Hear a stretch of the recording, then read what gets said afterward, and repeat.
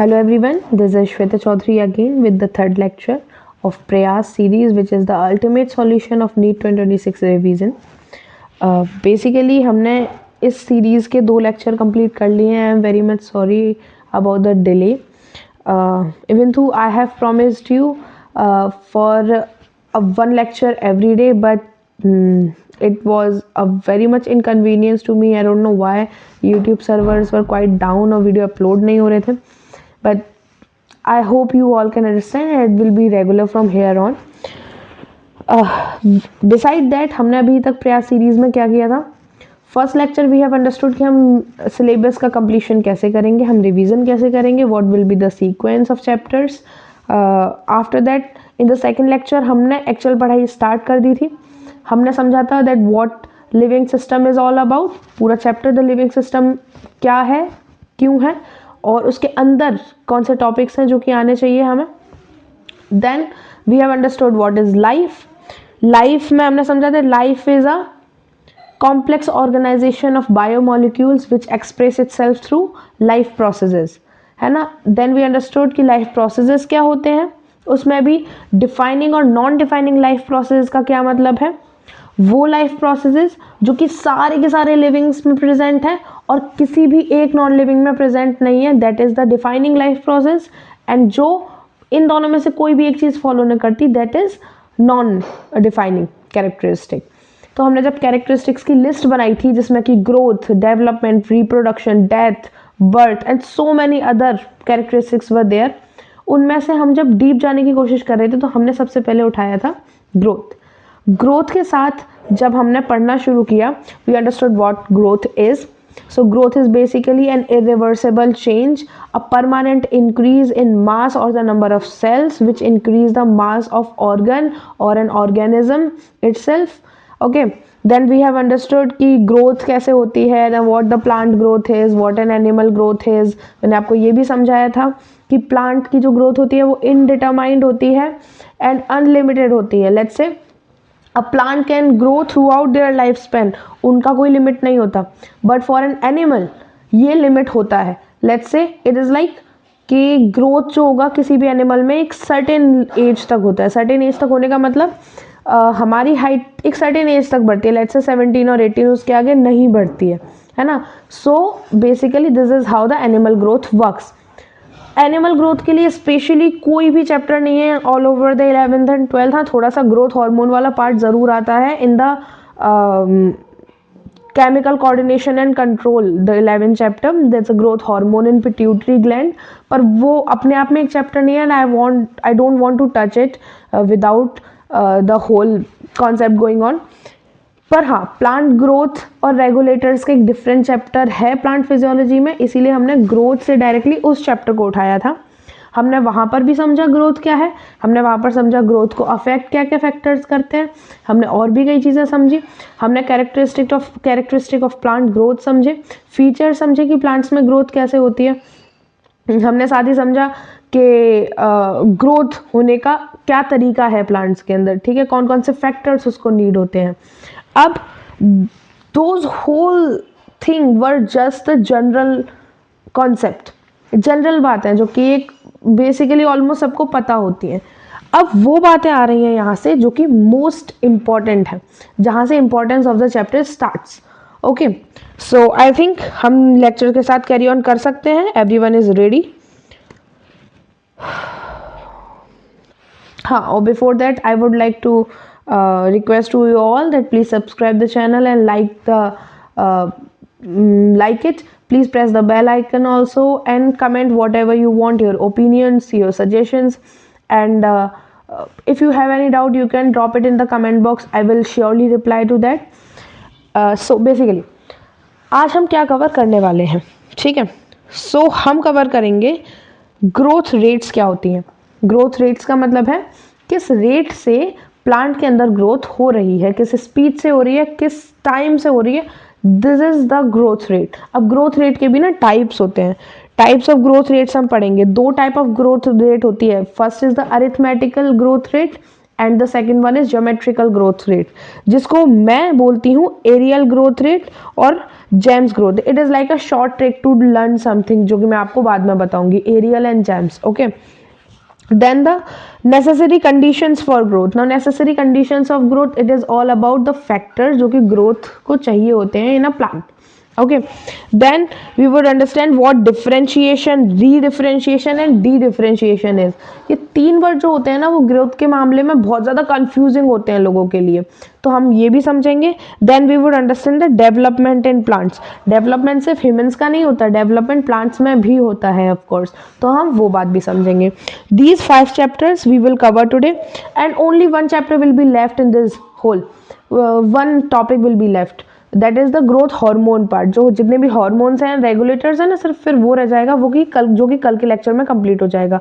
Then we will move back on to the first chapter, जहाँ पर हम growth को छोड़कर आए थे, वहाँ हम तुम्हारी ग्रोथ कंप्लीट हो जाएगी। Then we will move to the reproduction, and reproduction के साथ हम उठाएंगे the whole reproduction unit from class 12, जहाँ पर हम reproduction in organism, sexual reproduction in flowering plants and human reproduction and reproductive health को पढ़ेंगे। Then we will go back on to the first chapter.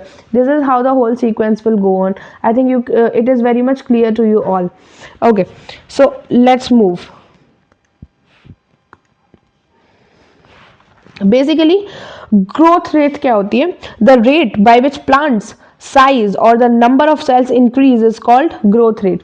जिस रेट से the number of cells, let's say, और the mass और the size of cell और the organ और the whole plant increases, उसे हम क्या बोलते हैं? ग्रोथ रेट बोलते हैं। जिस रेट से एक प्लांट की हाइट बढ़ रही है, या फिर जिस रेट से उसकी विड्थ बढ़ रही है, या फिर जिस रेट से उसके नंबर ऑफ सेल्स बढ़ रहे हैं, उसी को हम क्या बोलते हैं? ग्रोथ रेट बोलते हैं। ठीक है, बेसिकली ग्रोथ रेट 2 टाइप की होती हैं। First is the arithmetic growth rate and the second is geometric growth rate. Arithmetic growth rate और ज्योमेट्रिक ग्रोथ रेट सुनने में ना बहुत अजीब लगता है कि बायोलॉजी में ये वाले टर्म्स कर क्या रहे हैं, बहुत कंफ्यूजिंग होते हैं ये। Even if you have seen the that section of the book जहाँ पर ये पूरा कॉन्सेप्ट दे रखा है, arithmetic and the geometric growth rate, वो पेज ही देख के लगता है is it the section of biology, is it the page of biology, why there are equations in this? So ये actually इतना tough नहीं है, it is a very simple thing। बस बायो वाले स्टूडेंट्स को थोड़ी सी आदत होती है थ्योरी को ज़्यादा पढ़ने की with the diagrams and all, तो उन्हें ग्राफ्स की आदत इतनी नहीं होती है। I can understand that, but there is no issue in this, it's very much simple. So मेरे साथ चलो, आपको समझ में भी आएगा। अरिथमेटिक ग्रोथ को ना एक दूसरा नाम भी देते हैं, we call it constant growth also. Constant growth इसको पता है क्यों बोलते हैं? क्योंकि अरिथमेटिक ग्रोथ के अंदर लेट्स से जितने भी मेरिस्टेमेटिक सेल्स का नंबर है और जितने भी ज्योमेट्रिक सेल्स का नंबर है वो बराबर रहता है। इफ वी आर सेइंग कि 1 से 2 मेरिस्टेमेटिक सेल हुए हैं तो ज्योमेट्रिक सेल्स भी 2 हुए होंगे। अगर मैं बोल रही हूँ 4 मेरिस्टेमेटिक सेल हुए हैं तो परमानेंट सेल्स भी 2 ही हुए होंगे। तो जो परमानेंट सेल और मेरिस्टेमेटिक सेल्स का जो नंबर होता है वो हमेशा बराबर रहता है इन द अरिथमेटिक ग्रोथ। ठीक है, अगर हम ज्योमेट्रिक ग्रोथ की बात करें तो हम इसे सिग्मॉइड ग्रोथ बोलते हैं। सिग्मॉइड ग्रोथ बोलने का मतलब यहाँ पर ये है कि ये ना एक सिग्मॉइड ग्राफ देता है। सिग्मॉइड ग्राफ देने का मतलब it's like growth is like this, it's making a sigmoid. How sigmoid? There is no condition, ये ना थोड़ा सा जाइगोट जैसा होता है। क्या होता है? मेरिस्टेमेटिक सेल्स नहीं 1 से 2 बनाए, 2 से 4 बनाए, 4 से 8, 16, 32 बनाए, जैसे कि जाइगोट के अंदर होता है। जाइगोट के अंदर जो पहला सेल होता है, ठीक है, it divides, make 2, then 4, then 8, then 16, then 32, फिर हम उसको ब्लास्टोमियर्स बोलना शुरू कर देते हैं, ब्लास्टोसिस्ट बोलना शुरू कर देते हैं। पर फिर भी वो क्या कर रहे हैं? डिवाइड कर रहे हैं ना। All of the cells are dividing, सारे के सारे सेल्स का सेम फंक्शन है। Then suddenly at the level of blastocyst वो सारे सेल्स जो होते हैं वो जर्म लेयर्स में अरेंज हो जाते हैं, और जर्म लेयर्स में अरेंज होके अपने पार्टिकुलर फंक्शंस को करना शुरू कर देते हैं, और उनमें से कुछ ही है जो डिवाइड करते हैं। तो इसका मतलब क्या हुआ? सारे के सारे एक साथ परमानेंट बन गए। So this is what geometric growth is. इसको भी ये समझेंगे, अभी मत समझो, मैं तो बस तुम्हें बता रही हूँ। अभी ऐसा नहीं है कि मैं ही बता के छोड़ दूंगी, मैं पूरा समझाऊंगी, सो डोंट वरी। याद रखने के लिए ये ट्रिक्स हैं जो कि बनाई है मैंने। First is the aerial and the second is James. Basically area से you can understand the arithmetic, and with the L you can understand linear. Arithmetic growth जो होती है ना, वो एक लीनियर इक्वेशन प्रोवाइड करती है, क्योंकि उसका ग्राफ जो होता है ना लीनियर होता है, एक स्ट्रेट लाइन ग्राफ होता है। देन जेम से you can understand geometric, and ऐसे सिग्मॉइड, तो इसका ग्राफ जो होता है वो सिग्मॉइड होता है, you can understand with this, ठीक है। So aerial and James. Now we are moving to the next slide. So this is the arithmetic growth. See, let's say this is a meristematic cell जो कि divide कर रहा है। Meristematic cell ने दो cell बनाए, जिसमें से कि एक मेरिस्टेमेटिक रहा, दूसरा परमानेंट बन गया, और उसने एक स्पेसिफिक काम करना शुरू कर दिया। मतलब कि ये क्या हो गया, ये वाला सेल हो गया डिफरेंशिएट, ये वाला सेल क्या हो गया, डिफरेंशिएट हो गया एक पार्टिकुलर काम करने के लिए। Then this meristematic cells again divide, और इसने भी दो बनाए, इन दो में से एक अगेन डिफरेंशिएट हो गया, और एक ने क्या करना शुरू कर दिया, फिर से डिवाइड करना शुरू किया। इसने भी दो बनाए, इनमें से एक ने डिवाइड किया आगे, और एक ने क्या कर दिया, डिफरेंशिएशन कर लिया। सो देखो, the number of meristematic cells and the number of permanent cell is equal, इसीलिए हम इसे क्या बोलते हैं, हम इसे कांस्टेंट ग्रोथ भी बोलते हैं। Is it very much clear to you all? We are moving to the next one now. Okay, so basically वो मैं थियोरेटिकली बता रही हूँ बस, कि सेल ने दो वर्ड डिवाइड किया, एक मेरिस्टेमेटिक बना, एक परमानेंट बना, इसमें भी एक मेरिस्टेमेटिक बना, एक परमानेंट बना। Very much clear, nothing to worry about. Now, arithmetic, oh shit, why I have written progression here? It is growth. Sorry to you all. Arithmetic progression is a chapter of class 10 in maths. Sorry about this. I think I must have been thinking something else when I have wrote this. I'm very much sorry about the mistake, dude. So, the second name is constant progression, क्योंकि इसमें number of meristematic cells and permanent cell stays constant and equal to each other. ठीक है। Aerial से trick है, area means arithmetic and आयल means linear, nothing to explain more. Mathematical representation क्या होती है एरियल की? It is shown by linear equation. इसकी इक्वेशन होती है L T is equals to L nought plus R T. कैसे समझोगे? लेंथ एक पार्टिकुलर टाइम पर, मैंने बोला लेट्स से एक प्लांट है जो कि 2004 में लगाया गया था एज अ सीडलिंग, और अब हो गए हैं 2008। अब इस पार्टिकुलर टाइम पे बताओ उस पेड़ की लेंथ कितनी है, ठीक है। तो सबसे पहले तो हम बोलेंगे कि इनिशियली उसकी लेंथ कितनी थी, ये बताओ। सीडलिंग जब तुमने लगाया था तो सीडलिंग की लेंथ कितनी थी, ये बताओ। This is the initial length, plus किस ग्रोथ रेट से वो बढ़ रहा है, वो ग्रोथ रेट हमें बता दो, ओके। और कितना टाइम तुमने मांगा है, टाइम तुमने मांगा है 2004 से 2008, that is 4 years. Growth rate तुमको प्रोवाइड की जाएगी क्वेश्चन में। तो अगर आपके पास एल नॉट जो आपने मेजर करके रखी थी, ग्रोथ रेट जो आपको क्वेश्चन में दे रखी है, और टाइम जो कि 4 साल आपको प्रोवाइडेड है, तो क्या उस पेड़ की लेंथ उस पार्टिकुलर टाइम पर निकालना इम्पॉसिबल है? नहीं, it's a simple formula putting question, nothing more, ठीक है। Okay, we are moving to the next.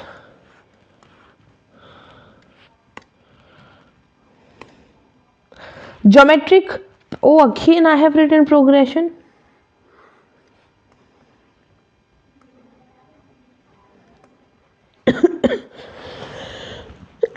इसमें क्या होता है, सेल ने डिवाइड किया, अगर मेरिस्टेमेटिक सेल है ऑफकोर्स सभी डिवाइड कर रहा है, मेरिस्टेमेटिक सेल ने डिवाइड किया, 2 मेरिस्टेमेटिक सेल बनाए, इसने फिर 4 मेरिस्टेमेटिक सेल बनाए, और अचानक से ये 4 मेरिस्टेमेटिक सेल सारे के सारे अचानक से परमानेंट हो गए।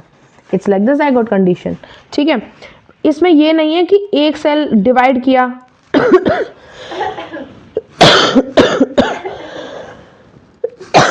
Sorry for this. तो बेसिकली ऐसा नहीं है कि सेल ने एक मेरिस्टेमेटिक बना और एक परमानेंट बन गया, ठीक है, ऐसा कुछ नहीं है। इसमें दोनों मेरिस्टेमेटिक बने हैं, और दोनों मेरिस्टेमेटिक बनने के साथ साथ अचानक से परमानेंट हो गए हैं। इससे क्या हुआ कि सारे के सारे एक साथ डिफरेंशिएट हुए, एक एक करके डिफरेंशिएशन नहीं हो रहा है। क्लियर बात? This is the geometric growth.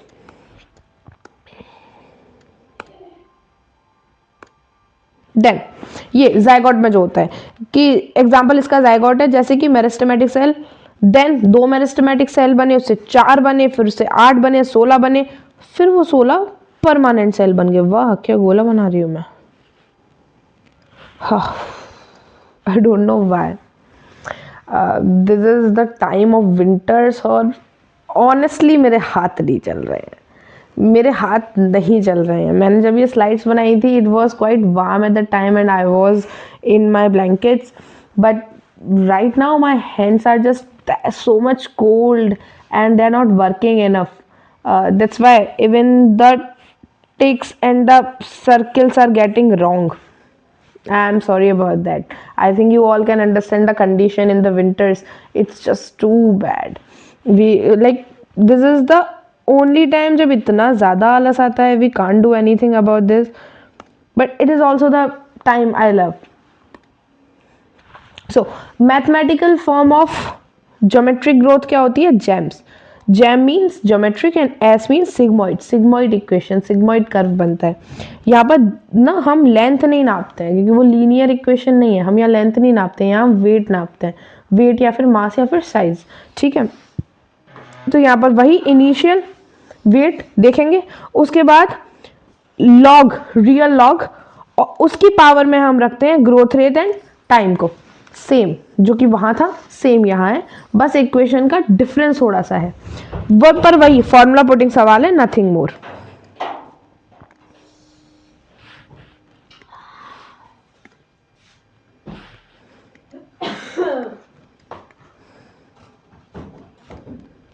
Basically absolute growth और रिलेटिव ग्रोथ क्या होता है? Comparison of total growth per unit time. Comparison of total growth per unit time का क्या मतलब है कि ओवरऑल प्लांट के अंदर कितनी ग्रोथ हुई है, हम सारी की सारी ग्रोथ को अगर पार्टिकुलर टाइम से डिवाइड करें तो दैट इज एब्सोल्यूट ग्रोथ. पर वहीं अगर मैं टोटल ग्रोथ ना निकाल पाऊं और कंपैरिजन करूं सिस्टम ऑफ ग्रोथ का टाइम से, then it is a relative growth. System of growth से क्या मतलब है? रिलेटिवली आई एम सेइंग कि okay according to this plant इसकी हाइट इतनी बड़ी है. I am not saying, I will say कि ओके इस प्लांट के हिसाब से इसकी हाइट 3 गुना ज्यादा बड़ी है. This is the relative growth. पर मैं एग्जैक्टली बोल रही हूँ कि भाई it's like 20 metre per year, then it is absolute growth rate. Clear?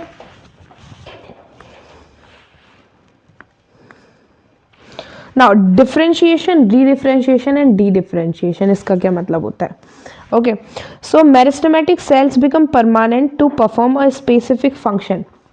जब मेरिस्टेमेटिक सेल्स एक पार्टिकुलर फंक्शन करने के लिए, अपनी पार्टिकुलर ड्यूटी को करने के लिए, या फिर जो उसका काम है वो करने के लिए अपने स्ट्रक्चर को चेंज कर लेता है, वो डिवाइड करना छोड़ देता है और अपना स्पेसिफिक काम करना शुरू कर देता है, that is called differentiation.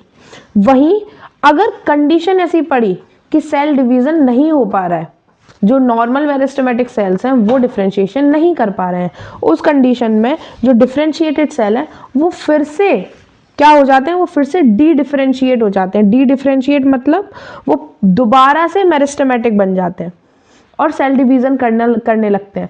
Unfavourable conditions खत्म होने के बाद वो फिर से क्या हो जाते हैं? वो फिर से परमानेंट बन जाते हैं. तो ये सीक्वेंस कैसे चलता है कि डिफरेंशिएट हुए, डिफरेंशिएट के बाद फिर से अनडिफरेंशिएट हुए और वो फिर से डिफरेंशिएट हो गए. So these are the conditions. जब एक पार्टिकुलर काम करने के लिए उन्होंने अपना स्ट्रक्चर चेंज किया, दिस इज डिफरेंशिएशन. जरूरत के टाइम पर उन्होंने फिर से अपने स्ट्रक्चर चेंज करके पुराने जैसा मेरिस्टेम हो गए, दैट इज डी डिफरेंशिएशन. और उसके बाद जब अपना अनफेवरेबल कंडीशन का काम कंप्लीट करने के बाद वो दोबारा से परमानेंट बने, दिस इज री डिफरेंशिएशन, मतलब कि दोबारा डिफरेंशिएट हो गए. क्लियर बात? I think there should not be any problem in this. Differentiation is meristematic cells becomes permanent to perform a specific function. Then de-differentiation is when needed, permanent cells became meristematic again. And the re-differentiation after need done, जो भी need था, जो भी unfavorable condition था, वो चला गया, उसके बाद meristematic cells again become permanent cells. Very much clear to you all. Any doubt you can just drop in the comment box. I will reply to that for sure. And also these notes they will be provided in the comment or Okay, I will pin them in the description. You can go to the Telegram, join the group, and you can get the PDF there. And the PDF of the first lecture is also there. You can download it also, and you can watch the other one if you haven't watched. Now, development, what development is? Basically, growth ना हम एक particular cell के लिए या particular organ के लिए, particular organism के लिए बात करते हैं. इट्स लाइक हमारे पर्सपेक्टिव के हिसाब से ग्रोथ चलती है. पर डेवलपमेंट होता है ओवरऑल प्लांट में कितनी ग्रोथ हुई है उसका sum is development. We can say so. क्योंकि देखो, emotional development is not in plants, mental development is not in plants, वो ह्यूमंस के अंदर होता है. ह्यूमंस के अंदर हम सारे एस्पेक्ट्स को लेके चलते हैं, जहां हम physical development, emotional, social, even mental development को लेके चलते हैं. पर इमोशनल, मेंटल और सोशल एस्पेक्ट्स प्लांट के केस में है ही नहीं. उस कंडीशन में हम क्या बोलते हैं, जितनी भी ग्रोथ प्लांट ने की है, the sum of whole that is development. इनका डेवलपमेंट कैसे काम करता है? अगर मेरिस्टेमेटिक सेल्स, देखो फिर से लाइन टेढ़ी हुई, मैं बोल रही हूँ ना, the same thing is happening again and again because of the cold winter. So basically meristematic cell जब थोड़ा सा, देखो ऐसा नहीं है कि मेरिस्टेमेटिक सेल का काम ये है कि दिस इज द सेल, मैंने डिवाइड किया फिर से मैं डिवाइड कर दूंगा तुरंत, नहीं ऐसा नहीं होता है. सेल को थोड़ा सा टाइम चाहिए होता है, लेट्स से एटलीस्ट 24 आवर्स, ताकि वो खुद अपने प्लाज्मिक ग्रोथ कर सके. प्लाज्मिक ग्रोथ मतलब अपने प्लाज्मा को इंक्रीज कर सके, एनर्जी ले सके, उसके बाद वो डिवाइड करता है.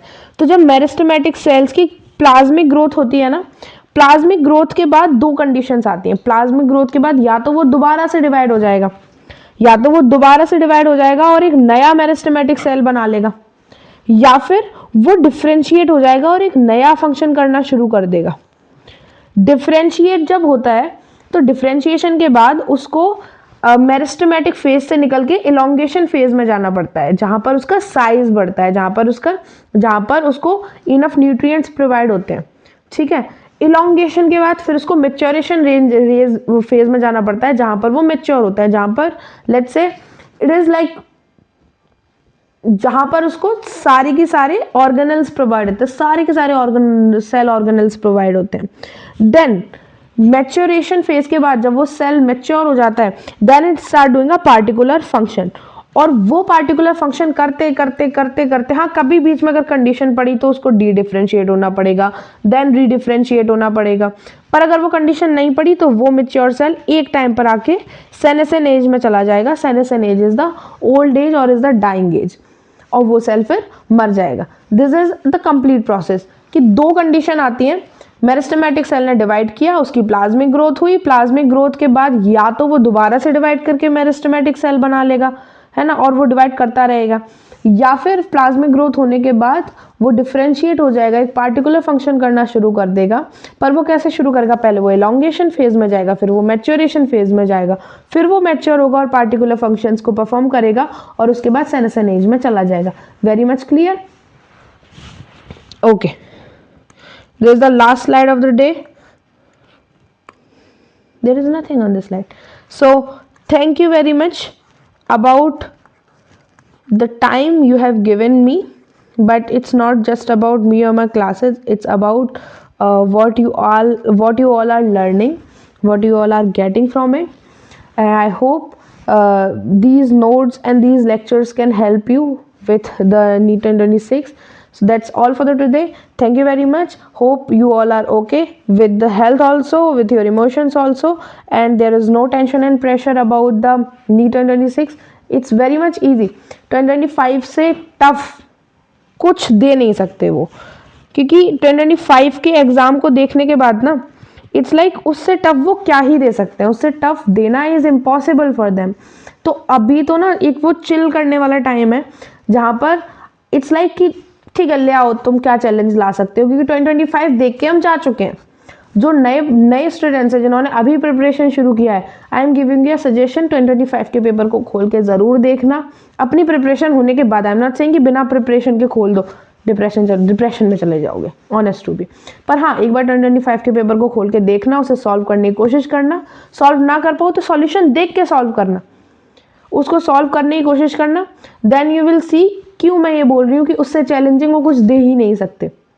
Because biology section was not tough, biology section was very much easy, but the thing was assertion reason जो 17 या 18 आते हैं नंबर में, वो 75 आए थे।